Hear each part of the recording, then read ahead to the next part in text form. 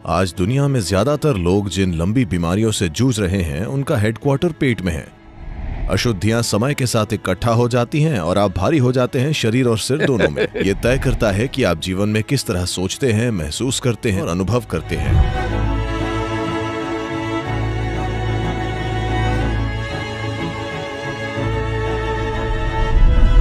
मैं दरअसल उत्सुक हूँ पानी पर उपवास या लंबे समय के लिए उपवास करने के बारे में जानने के लिए। देखिए, आप सीधे खाने की बात पर आ गए। ठीक है, उपवास खाना नहीं, अच्छा है। ये खाने का उल्टा है। ये तो खाने से दूर रहने के बारे में है। क्या इससे हम खुद को रीसेट कर सकते हैं? और क्या खाने के साथ हमारे रिश्ते को लेकर फिर से तालमेल में आ सकते हैं? देखिए, ये लॉस एंजलिस में हुआ था। एक दिल का सर्जन अपनी कार, वो अपनी फोर्ड मस्टैंग से थोड़ा प्रभावित था। वो उसकी कार थी और वो उसे लेकर थोड़ा उत्साहित था और एक दिन वो थोड़े झटके खाने लगी। तो वो उसे लेकर मैकेनिक के पास गया और बोला, कोई समस्या आ गई है, कृपया इसे ठीक कर दीजिए। उसने कहा, ठीक है डॉक्टर, कल सुबह आना, ये तैयार मिलेगी। अगले दिन सुबह काम पर जाने से पहले वो वहां गया, पर कार तैयार नहीं थी। तो उसने कहा, ठीक है शाम को आइए, ये तैयार मिलेगी। वो शाम को आया, वो तैयार नहीं थी। उसने कहा, क्या बात है, तुमने सुबह कहा मैं तब आया, तुमने शाम कहा मैं तब आया, बात क्या है? और वो मैकेनिक उस तरह के मूड में था। वो बोला, देखिए आप एक दिल के सर्जन हैं, आप भी इंजन ठीक करते हैं, मैं भी इंजन ठीक करता हूं, फिर ऐसा क्यों है कि आपको मुझसे 10 गुना ज्यादा पगार मिलती है? तो डॉक्टर ने उसकी ओर देखा और कहा, जरा इंजन को तब ठीक करने की कोशिश करो जब वो चल रहा हो, मैं देखता हूं। तो इंसानी जीवन और शरीर को तब ठीक करना चाहिए जब ये चालू हो, वरना ये बेमतलब है। ठीक है, आप पोस्टमार्टम कर सकते हैं, उसका क्या मतलब होगा? हमें इसको तब ठीक करना चाहिए जब ये चालू हो। अगर आप इस शरीर को तब ठीक करना चाहते हैं जब ये चलता फिरता हो, तो आपको समझना चाहिए, क्योंकि हम पाचन प्रक्रिया के बारे में बात कर रहे हैं। इसके ये पड़ाव हैं, शरीर में कुछ भीतर डालना, पाचन, समावेशन, मल त्यागना। ये खाने के 4 आयाम हैं और पूरी प्रक्रिया है। भोजन करना, पाचन, समावेशन, मल त्यागना। आज की दुनिया में खाने का काम किसी भी समय हो रहा है। लोग कहीं भी हों, बैठे हों, खड़े हों, दिन या रात में किसी भी समय लोग सिर्फ इसीलिए खाते हैं क्योंकि इतना खाना मौजूद है। मानवता के इतिहास में ऐसा कभी नहीं था, लेकिन दुर्भाग्य से, सौभाग्य से बहुत सारा खाना मौजूद है। बदकिस्मती से लोगों को यह नहीं पता कि कब खाना है, कब नहीं खाना है। जैसे समय में चक्र होते हैं। देखिए, हम समय को सिर्फ चक्रों से जानते हैं। अगर धरती घूमती है एक चक्कर इस तरह, और हम कहते हैं कि एक दिन बीत गया, वरना आपको पता ही नहीं चलेगा। अगर चांद चक्कर काटता है तो हम कहते हैं 1 महीना हो गया। अगर हम सूरज के चारों ओर एक चक्कर काटते हैं तो उसे 1 साल कहते हैं। तो हमारा समय का विचार असल में चक्र है। हमारा जन्म और मृत्यु का सवाल ही चक्रीय है, क्योंकि हमारी मां का शरीर चांद के चक्रों के साथ तालमेल में था। सिर्फ इसीलिए हमारा जन्म हुआ, वरना हम पैदा ही नहीं होते। तो हमारा पूरा भौतिक अस्तित्व चक्रीय है। पूरी आध्यात्मिक प्रक्रिया ही, अगर आप चाहें तो हम उसमें जा सकते हैं, दरअसल महत्वपूर्ण है, क्योंकि ये चक्रीय नहीं है। क्योंकि चक्रीय का मतलब है कि आप चक्कर काट रहे हैं। अगर मैं कहूं कि आप चक्र में घूम रहे हैं, तो इसका क्या मतलब है? आप चक्कर में पड़ गए हैं, आप कहीं नहीं पहुंच रहे। हाँ। अगर मैं आपको रेगिस्तान में छोड़ दूं जहां यहाँ कुछ पहाड़ हैं, अगर कोई चीज ना हो, बस रेत हो, तब लोग चक्कर काटेंगे। इसका मतलब है कि आप कहीं नहीं पहुंच रहे हैं, कि आप गुम गए हैं। तो जिस पल आप पूरी तरह अपने शारीरिक और मानसिक ढांचे के साथ अपनी पहचान बनाना शुरू कर देते हैं, आप चक्रों में घूमने लगते हैं। तो भारत में यौगिक संस्कृति में यह बहुत साफ है, इसे संसार कहा जाता है, जिसका मतलब है चक्रीय जीवन। तो चक्रीय जीवन एक गोल झूला बढ़िया होता है। अगर आप इसे ठीक से व्यवस्थित करते हैं तो ये एक अच्छा झूला है, पर आप कहीं नहीं पहुंचेंगे। बच्चे एक झूले का मजा ले सकते हैं। अगर सभी बड़े लोग झूले में बैठकर गोल गोल घूम रहे हैं और सोचते हैं कि वे कहीं जा रहे हैं, तो ये बहुत दुखद है ना? तो यही होता है। तो शरीर एक चक्र है। ये चक्र ग्रहों के चक्रों के साथ जुड़े हुए हैं, चांद के चक्रों से, सूरज के चक्रों से, सब कुछ। चांद के चक्र, सौर चक्र और पृथ्वी के चक्र शरीर के लिए बहुत महत्वपूर्ण है। अगर व्यक्ति में जरूरी जागरूकता है तो वे देख सकते हैं कि किस दिन शरीर को खाने की जरूरत नहीं होती है। हर दूसरा प्राणी ये जानता है, अफसोस मनुष्य इसे भूल गए हैं, क्योंकि उनकी विचार प्रक्रिया या उनके बचकाने मन ने उनके सिस्टम में मौजूद हर दूसरी इंद्री को दबा दिया है।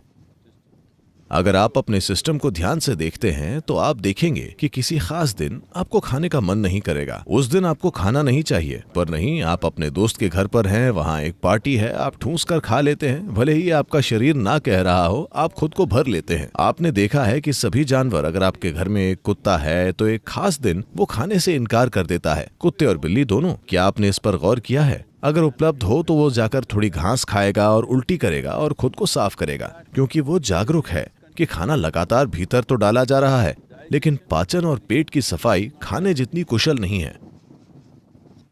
खाना मजबूरी में हो रहा है, पर दूसरे हिस्सों को काम करने की जरूरत है। पाचन क्रिया के दूसरे आयामों को काम करने की जरूरत है। जब हम पाचन कहते हैं, पाचन पूरी आहार नली में होता है, न कि सिर्फ पेट में। And assimilation also happens across the entire alimentary canal. समावेशन भी पूरी आहार नली में होता है। अब सफाई सिर्फ आहार नली के जरिए ही नहीं होती है, सफाई को कोशिका के स्तर पर भी होने की जरूरत होती है। अशुद्धियां समय के साथ इकट्ठा हो जाती हैं और आप भारी हो जाते हैं, शरीर और सिर दोनों में। अगर आप खुद को साफ नहीं करते तो समय के साथ ये इकट्ठा हो जाएगी। हम इसे कर्म कहते हैं, क्योंकि जब ये इकट्ठा हो जाती है तो ये आपके सोचने, जीवन को महसूस करने, समझने और अनुभव करने को तय करने लगती है। शायद लोग इसे ना समझें, वे ये सोचेंगे कि मैं इसी तरह हूँ, यही मेरा स्वभाव है। ये आपका स्वभाव नहीं है, आपने इस तरह खुद को उलझा लिया है। तो सफाई का प्रोसेस, एक जरूरी बात है खाने में थोड़ा ब्रेक लेना, क्योंकि दूसरे सिस्टम काफी हद तक अपने आप होते हैं। आप उन्हें उत्तेजित कर सकते हैं, पर वो अपने आप ही काम करते हैं। खाना खाना आपकी इच्छा से होने वाला प्रोसेस है, हालांकि बदकिस्मती से ज्यादातर लोगों के लिए ये एक मजबूरी बन गया है। इसे आपकी इच्छा से होना चाहिए, मतलब मैं तब खाता हूँ जब मैं खाना चाहता हूँ, मैं तब खाऊंगा जब मुझे खाना होगा। मेरा हाथ तय नहीं करता कि कब खाना है। अगर वहाँ कुछ है तो चाहे कुछ भी हो। पता है, लोग हर समय यही कर रहे हैं। I relate. मेरे ख्याल से अगर हम अच्छी चॉकलेट्स आपके पास रख दें तो आपका हाथ उन्हें खाएगा, आप नहीं। इसलिए खाना एक जागरूक प्रक्रिया होना चाहिए। इस जागरूकता को लाने के कई तरीके हैं। एक है उपवास करना। यूं ही खुद को खाना और पानी ना देने से सिस्टम को नुकसान हो सकता है। आपको जरूरी साधना से इसका सहयोग करना चाहिए। अगर आपके पास जरूरी साधना है तो खाने की जरूरत कम हो जाएगी। देखिए, हमारी ऊर्जा सिर्फ खाने से नहीं आ रही। सूरज की रोशनी, हवा, पानी। असल में अगर आप यौगिक विज्ञान में हम कहते हैं कि अगर आप सचमुच में सिस्टम को ठीक रखते हैं तो आपकी 60 से 70% ऊर्जा इन 3 कारकों से आनी चाहिए: सूरज की रोशनी, हवा, पानी। बाकी 40% खाने से आनी चाहिए। So naturally, food amount, volume of food that you eat will compress. तब स्वाभाविक रूप से खाना खाने की मात्रा कम हो जाएगी। मुझे आपको अपने बारे में बताना चाहिए। जब मैं युवा था तो मैं बहुत खाता था। मैं कभी मोटा नहीं हुआ क्योंकि मेरी गतिविधि बहुत ज्यादा थी, पर आज मैं जो खाता हूँ वो उस समय के मुकाबले 10वां हिस्सा या उससे भी कम है। 19 की उम्र से लेकर आज तक मेरा वजन उतना ही वजन है जितना 19 साल में था। बस एक बात यह है कि उस वक्त सारा वजन मेरे कंधों में था। अब इस गुरुत्वाकर्षण के लगातार मुझ पर काम करने की वजह से यह थोड़ा नीचे की ओर खींच गया है, पर मैंने खुद को ऊपर उठाए रखा है। तो उपवास को एक प्रक्रिया के रूप में जरूरी समझ के साथ करना चाहिए। अगर लोगों में उतनी जागरूकता नहीं है, भारत में हमने चांद के चक्र का 11वां दिन तय किया है जब आपको उपवास करना चाहिए। अगर आप उपवास नहीं कर सकते तो आप कुछ बहुत हल्का लेते हैं। इसे फलाहार कहा जाता है। इसका मतलब है आप सिर्फ फल खाएंगे, क्योंकि फल ऐसा पदार्थ है जो लगभग 90% पानी है और आपको पानी को खाना चाहिए, पीना नहीं चाहिए। ये यौगिक विज्ञान है। जहां तक मुमकिन हो आपको पानी खाना चाहिए। आप जो भोजन कर रहे हैं उसे लेकर आपको हमेशा जागरूक रहना चाहिए कि उसमें पानी की मात्रा कितनी है। जैसे अगर आप दक्षिण भारतीय में भोजन करते हैं, मैं पके हुए भोजन की बात कर रहा हूं, अगर आप वो खाते हैं उसमें बड़ी आसानी से 60-70% पानी होगा। दरअसल ज्यादा, कुछ खानों में तो ये और भी ज्यादा है। पर अब आप यहाँ जो खाना खा रहे हैं, आप ब्रेड खा रहे हैं जिसे शायद 1 महीने पहले बनाया गया था। क्या ये कम से कम है? यहाँ तक कि ऑर्गेनिक दुकानों पर भी ये 1 महीने या कम से कम 1 सप्ताह पुरानी होती है। कोई भी वहां जाकर ताजा ब्रेड नहीं लाने वाला। और वैसे भी जिस तरह ब्रेड को बेक किया जाता है उसमें पानी नहीं होता, बहुत बहुत कम पानी होता है। और बिल्कुल आप उसकी कमी पूरी करने के लिए साथ में कोका कोला की 1 बाल्टी या वैसा कुछ रखते हैं। Right. मैंने 1 बाल्टी कहा। 1 बाल्टी? ये तो बहुत ज्यादा Coca Where is this big? ये होता है, ये इतनी बड़ी है, पर ये उस तरह काम नहीं करता। अगर आप खाने के साथ कोई लिक्विड लेते हैं तो पाचन प्रक्रिया के लिए जो जरूरी एसिड्स हैं वो पतले हो जाते हैं और आपकी पूरी पाचन प्रक्रिया बेअसर हो जाती है। क्योंकि जब अंदर जाने वाले खाने में पानी होता है तो वो मदद करता है। पर अगर आप उसके ऊपर से कोई लिक्विड डालते हैं तो आप देखेंगे कि भोजन काफी लंबे समय तक पेट की थैली में रहेगा। हम यौगिक संस्कृति और जीवन में इसे लेकर हमेशा ही बहुत चिंतित रहे हैं कि हम नहीं चाहते कि भोजन 2.5 घंटों से ज्यादा हमारी पेट की थैली में रहे। 2.5 घंटों में इससे कोई फर्क नहीं पड़ता कि मैंने क्या खाया है, कितना खाया है, इसे दूसरे हिस्सों में चला जाना चाहिए। अगर ये वहां रहता है तो ये आपको सुस्त बना देता है, ये आपकी बोध क्षमता को कम कर देता है और आपका बोध का स्तर, बोध की तीव्रता चली जाती है, जिसे आप नोटिस भी करते हैं। अगर आप कोक या कॉफी या चाय के साथ भोजन करते हैं तो आपको सुस्ती महसूस होती है। बहुत सारे लोगों ने इसे एक आदत बना ली है, लंच के बाद उन्हें सोना पड़ता है। ये इस तरह से है कि आप पेट्रोल पंप पर गए, आपने गैस भरवाई, उसके बाद आप इंजन चालू नहीं कर सकते Because there is gas in the tank. क्योंकि टैंक में गैस है। तो इसका यही मतलब है। तो ये पक्का करने के लिए कि पाचन प्रणाली पूरी प्रक्रिया में है, Process, because क्योंकि आज दुनिया में लोग ज्यादातर जिन लंबी बीमारियों से जूझ रहे हैं उनका हेडक्वार्टर पेट में है।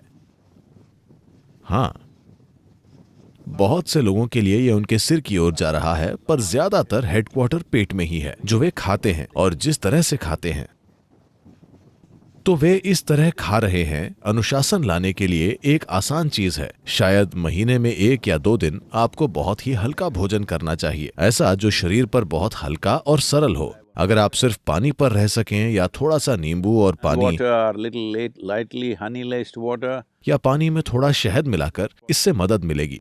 पर अगर ये आपके लिए मुमकिन ना हो तो आप थोड़े फल या ऐसा कुछ ले सकते हैं जो सिस्टम पर बहुत बहुत हल्का हो। सोच पाचन प्रक्रिया और समावेशन प्रक्रिया को आराम देने का है, ताकि बाकी का शरीर कोशिका के स्तर पर सफाई शुरू कर सके। इसे सारी अशुद्धियों को बाहर निकाल फेंकना चाहिए।